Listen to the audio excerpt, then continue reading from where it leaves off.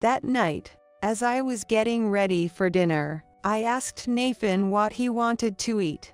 Normally, a child would mention their favorite food like hamburgers or fried chicken, but Nathan seemed hesitant. It was more like he was puzzled by my question rather than being shy. "What's the matter? You can tell me what you like. Grandma will make anything for you." Despite my assurance, he didn't answer, so I felt like pressing any further would seem like I was blaming him. So I just told him to watch TV in the living room while he waited. I decided to prepare something that kids generally like and called Nathan to the dining table when it was time for dinner. However, Nathan didn't seem willing to sit down at the table. "What's wrong? Don't you want to eat?" Nathan shook his head vigorously in response to my question. "Then why?" Nathan looked at me with a puzzled expression and asked, "Grandma, is it okay for me to eat today?"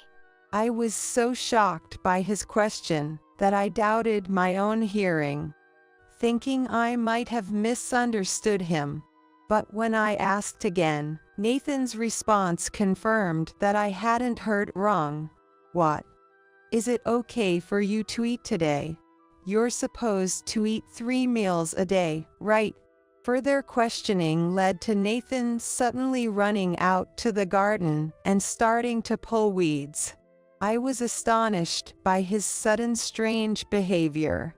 I stopped him from pulling weeds, hugged him, and brought him back inside. "Why? Why do I have to stop? I'm hungry."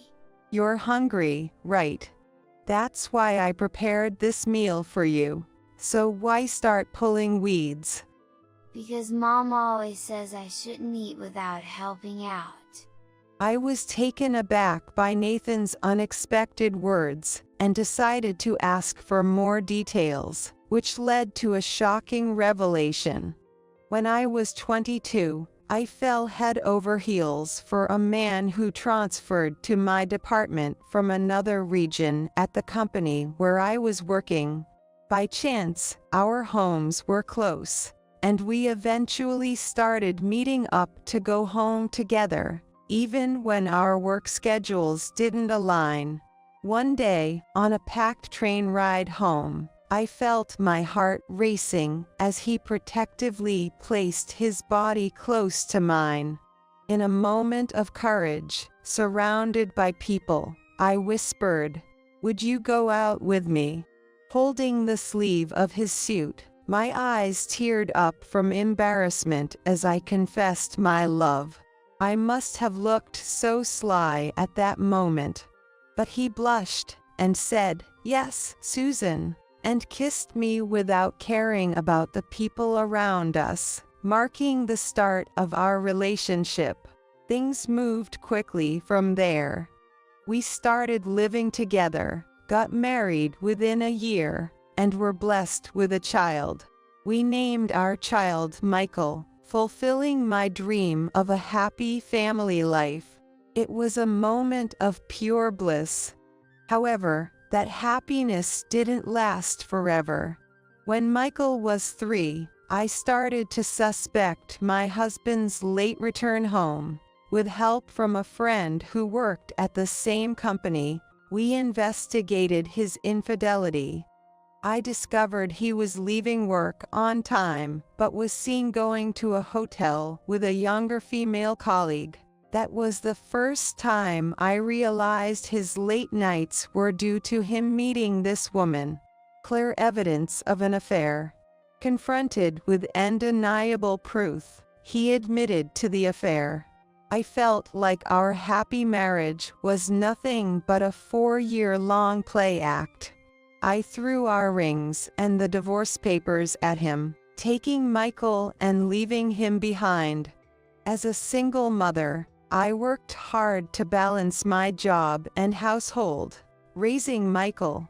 Seeing my efforts, Michael, even as a child, did his best to help around the house to lessen my load. I remember crying at a school event when he wrote in an essay that his dream was to make life easier for me. Now, Michael is 27 and has grown into a fine adult, ready to introduce his partner, whom he wants to marry, to me.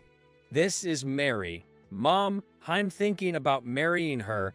Mary, with her clear and confident manner, made a good impression on me without showing any signs of intimidation. Michael, if this is the person you've chosen, I won't oppose it. She seems very articulate and nice. Why not? Really? So, you're okay with us getting married? Yes, but make sure you two are happy, okay?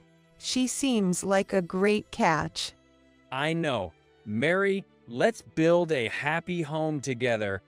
Yes, thank you, Susan. From my perspective, Michael and Mary seemed like a perfect match, and I gave my blessing for their marriage, sending them off to their bright future.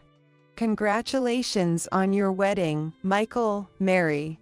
Tears of joy and a bit of embarrassment flowed at their wedding, reviving memories from the past. A year after their joyous wedding, the lovely couple welcomed their third family member, Nathan. Being there with Michael for Nathan's birth and crying tears of joy was an incredibly beautiful memory. Michael, who adores children, cried even more than Mary, who had just given birth, which was a delightfully heartwarming scene for a mother. A few years later, I received a call from Michael. He mentioned he was going on a solo business trip and asked if I could occasionally check on Mary and Nathan during his absence. I think it'll be fine. Nathan's at that age where he's becoming quite the handful, and I'm worried. So, it doesn't have to be every day, maybe just once a week. I understood Michael's concerns. Michael was quite a handful as a child himself, always running off the moment you took your eyes off him. It'd be a big challenge for any mother to take care of him during those energetic and sensitive years. While Michael managed on his own until now, being away on a solo assignment made him understandably anxious. All right, since you asked, I'd love to see Nathan, of course. With that, Michael left for his assignment, and I planned visits to check on the two every weekend. Feeling a bit awkward about showing up empty-handed, I packed some of Nathan's favorite snacks and some homemade dishes for them. Upon ringing the bell and letting them know I had arrived through the video intercom, Mary greeted me at the door amidst the sound of bustling footsteps. What? Susan, what brings you here today? Well, Michael's been really worried about the two of you while he's away, and asked me to check in. Oh, I see. It's a bit messy, but please come in. Though Mary seemed a bit flustered at first, it's understandable given the almost unannounced visit. Inside, Nathan, who was drying, greeted me with a smile. Reuniting with Nathan, who had naturally grown taller and had lost his baby-faced cuteness for a more boyish mischief. Here, I brought some snacks and homemade dishes for you to enjoy. Well, thank you. Michael really worries too much. Susan, please make yourself at home today. Taking up Mary's offer, I spent a wonderful day playing board games and card games with Nathan and watching his favorite cartoons. For dinner, we filled the table with the dishes I brought and some that Mary and I cooked together. Starting to eat, I felt a slight unease at Nathan's eagerness, reminiscent of the starving children I've seen on educational programs. Though I knew it couldn't be the case with Mary as his mother. It was inconceivable he wasn't being fed properly. Nathan, no need to rush. Your food isn't going anywhere. Despite my words, Nathan seemed too focused on his meal to listen. Nathan's been like this around mealtime recently. I guess my parenting must be at fault. I'm sorry. Well, he's growing. Kids need to eat a lot at this age, don't they? Feeling reassured, I shared some of my dishes with Nathan. After dinner and cleaning up with Mary, I played a bit more with Nathan. Before it was time for me to leave, months later, I received an unexpected call from Mary. Susan, I'm sorry for the sudden call. It seems Michael has fallen ill while away. Could you look after Nathan for a bit? I'm fine with it, but is Michael okay? Should I come instead? Despite offering to help, Mary insisted on not troubling me and left Nathan in my care. I can understand her concern for her husband's safety. I promised to look after Nathan while she took care of Michael. Mary emphasized contacting her if anything happened, as she might not be reachable while nursing Michael. Though puzzled, I respected her wishes, comforting Nathan and watching Mary leave for Michael. Is Dad okay? Don't worry, Dad will be okay. He's always been strong. Plus, Mom's with him. Comforting Nathan, I brought him back to my place, deciding to make this brief time a series of enjoyable memories, despite feeling a bit bad for Michael. Nathan, once we're at Grandma's, how about we play with some toys I used to play with? I've always taken good care of things, including toys from my and Michael's childhood, recently cleaned for Nathan to play with. Really? I want to play. Yay! Seeing Nathan brighten up at the mention of old toys relieved me, after his previous worried expression. We arrived at my house and spent a leisurely time playing with nostalgic pieces and board games, and watching cartoons that Nathan wanted to see. That evening, as I was preparing dinner, I asked Nathan what he wanted to eat. Normally, a child would name their favorite food, like hamburgers or fried chicken.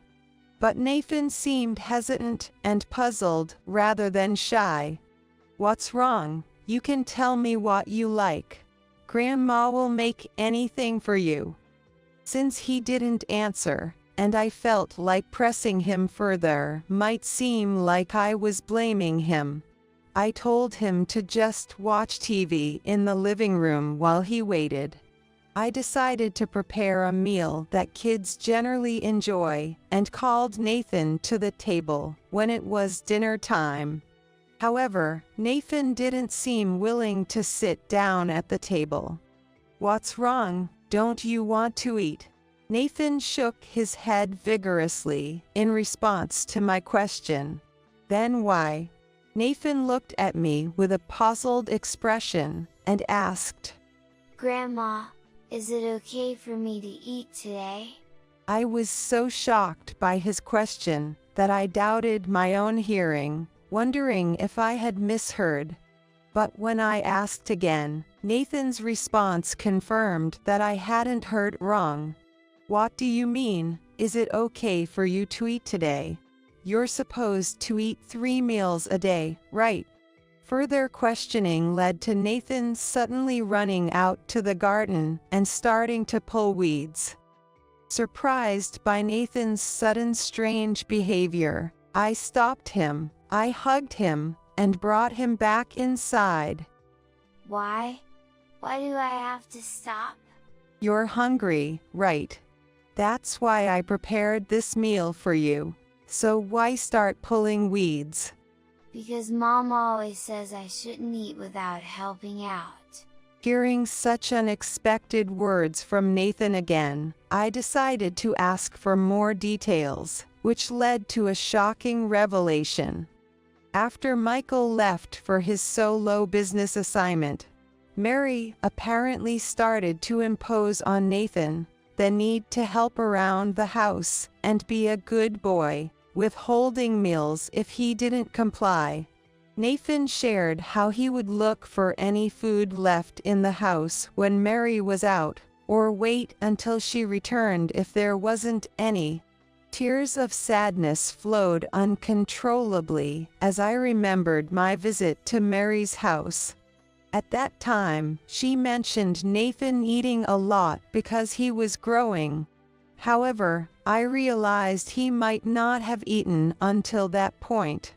I wondered why I hadn't picked up on the signs and acknowledged Nathan's true feelings sooner. Filled with regret and self-reproach. At the same time, I felt a surge of anger towards Mary. Listen, Nathan. You might not understand now, but what your mom is doing is wrong. You're allowed to eat well regardless of whether you've helped out or been a good boy. You're going to grow up, okay?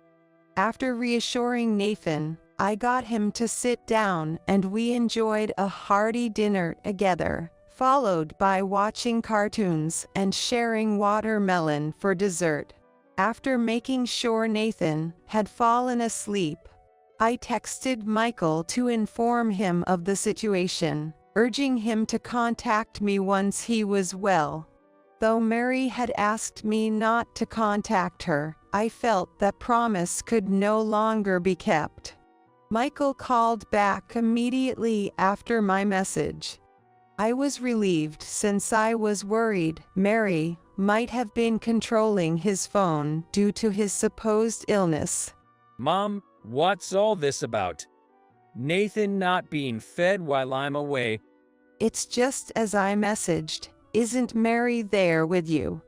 What? There's no way Mary would be at my work assignment. I told you to look after them before I left. A discrepancy emerged in the story Mary had told. Mary left saying she was going to take care of you because you were sick. Sick?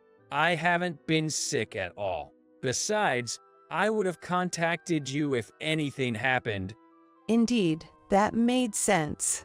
If anything were wrong, Michael would have reached out. But this time, without any prior notice from Mary about being sick, something felt off. The idea that she couldn't contact because she was nursing him, insisting I not reach out to Michael unless I initiated it, seemed like an attempt to keep us apart, hiding something. Actually, I just remembered Mary told me not to come home, even if I got a long holiday. Maybe, just maybe. Finally, we both realized that Mary had been lying to us, sharing with Michael everything Nathan said about Mary going out at night revealed many surprises for him. Michael's anger towards Mary was palpable over the phone. After hearing everything, Michael said he would take leave the next day to return to Nathan, ending our call for the night. The next morning, Michael arrived first, coming to my house. Seeing Nathan, he teared up slightly and hugged him tightly. Welcome back, Dad. What's wrong? Nathan, I'm sorry for being such a failure of a father. It seemed Michael had made up his mind after yesterday's call, determined that divorce was the only option from someone who would treat Nathan this way while going out at night. From Nathan's account and the absence of Mary, it was likely she was having an affair, taking advantage of Michael being away on business. Michael conducted a search for evidence at home, checking Mary's room and places where items could be hidden. Although no physical evidence was found, a check of the PC history revealed hotel reservations made for 2 suggesting nights spent away with someone else, enough to suspect an affair. Based on this evidence, Michael hired a detective agency to investigate further.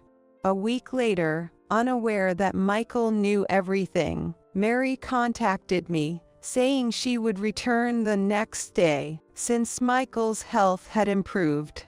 I immediately forwarded this to Michael, who took leave to wait for Mary at my house.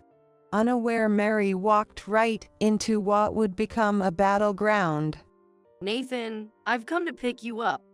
The door opened to an angry Michael, and their eyes met. I locked the door to prevent Mary from fleeing and led her to a room to talk. I've heard everything from Nathan. While I was away, you didn't even give him a proper meal. Michael confronted her furiously, but Mary, avoiding eye contact, muttered it was discipline. Angered by her attitude, Michael presented further evidence from the detective's investigation and the hotel reservations, demanding a divorce and custody of Nathan. You can't be trusted with Nathan. I can't stand the thought of something happening to him. Wait, that's unfair. It wasn't like I enjoyed doing this. So what? You were blackmailed into it. Spending time in hotels with someone you don't love, just like in a soap opera. Too convenient. It's been hard for me too. You were away, and I was stressed, taking care of everything and Nathan all by myself. Mary confessed that the stress of managing everything alone, while Michael was away, led her to take her frustrations out on Nathan and seek solace in an affair. Michael, driven to despair by her manipulative tone, threw down photos of a man on the floor. A man Nathan mentioned, but Michael only now learned about, revealing Mary had been sneaking out at night and had been seen happily chatting with a boyfriend when Michael couldn't make it home from work. With all this evidence, can you still say the same? I'm telling you once more, we're getting a divorce, and I'm taking Nathan's custody. Got it? Fine, do whatever you want. I'll marry someone who truly loves me. Quiet. I told you, I won't say it again. How pathetic. Mary, red with anger, struggled with the lock for a moment before storming out. Nathan looked like he wanted to stop her, but I held him back. I shook my head firmly when he looked at me questioningly. Dad, did you and Mom fight? Nathan, confused, looked at Michael. Listen, Nathan, it might be hard to understand, but your mom and I didn't just fight. We're saying goodbye. But from now on, we'll live happily together, just you and me. Michael tried to spare Nathan any further stress, smiling and gently patting his head. As I watched, I resolved to support them as much as I could. Later, additional investigation results showed Mary's affair partner was married, leading to a significant settlement demanded by his wife. Mary, abandoned by her lover, who chose to reconcile with his wife, attempted to reconcile with Michael, but was met with a restraining order. Michael, realizing he couldn't leave Nathan alone, switched to a remote job and decided we would all live together at my house. Nathan, initially puzzled, adjusted over time and now knows the house better than Michael, often helping him find things like nail clippers. I ensure Nathan never goes hungry again, preparing warm, homemade meals for us to enjoy together, ensuring a happy and nourishing environment for Nathan. We're committed to making sure Nathan's future memories are filled with warmth and love from his family.